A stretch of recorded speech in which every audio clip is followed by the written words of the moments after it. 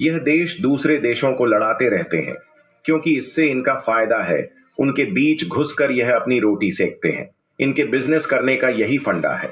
भारत के पीएम मोदी ने अब एक और बहुत इंपॉर्टेंट बात कही है।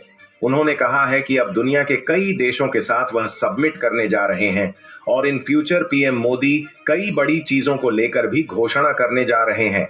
अब पूरी दुनिया की नजरें एक बार फिर से भारत के पीएम मोदी के ऊपर टिक चुकी है। इसके अलावा प्रधानमंत्री नरेंद्र मोदी ने जब अमेरिका की धरती पर अपना कदम रखा तो वहां पर वे एक बहुत बड़ा उद्घाटन कर चुके हैं। उन्होंने अमेरिका में सर्वाइकल कैंसर को लेकर सबसे अहम बात रखी है। इसके बाद जो बाइडेन ने पीएम मोदी को गले लगाते हुए शाबाशी दी है और जो बाइडेन की आंखों में आंसू साफ दिखाई दे रहा था क्योंकि उनका बेटा खुद सर्वाइकल कैंसर से जूझ चुका था और भारत की तरफ से उठाई गई यह मुहिम उन्हें कहीं ना कहीं खुद से रिलेट कर रही है। दोस्तों, अब आप समझ सकते हैं कि भारत का ओहदा पूरी दुनिया में कितना बढ़ चुका है। पूरी दुनिया मोदी को अपना मसीहा मान चुकी है। वैसे दोस्तों, इसके बारे में आपका क्या विचार है? कमेंट बॉक्स में अपनी राय जरूर लिखें। साथ ही साथ सच्चे भारतीय कमेंट बॉक्स में भारत माता की जय लिखना ना भूलें। संपन्न अमेरिका वीटो पावर मिलते ही मोदी का शपथ ग्रहण हुआ। संपन्न अमेरिका पहुंचते ही मोदी ने वीटो के बिल पर किया साइन। मोदी के 5 मिनट के भाषण ने पूरे संयुक्त राष्ट्र यानी कि यूएनएससी को मंत्रमुग्ध कर लिया।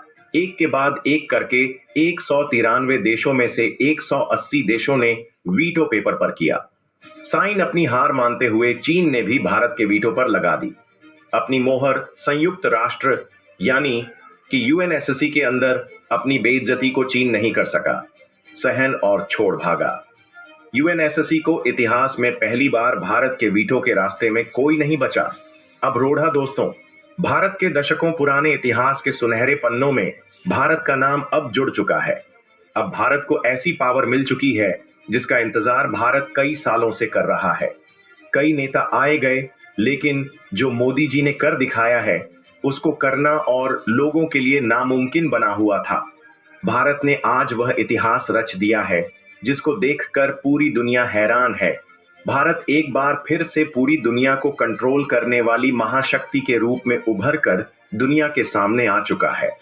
इस समय भारत ने वह गोल्डन अपॉर्चुनिटी प्राप्त कर ली है जिसका इंतजार भारत कई दशकों से कर रहा था।